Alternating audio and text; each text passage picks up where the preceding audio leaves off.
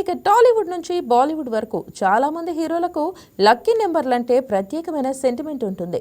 Young tiger NTR కు number 9 అంటే విపరీతమైన నమ్మకం. అందుకే ఆయన కార్లన్నీ 9999 నెంబర్తోనే ఉంటాయి.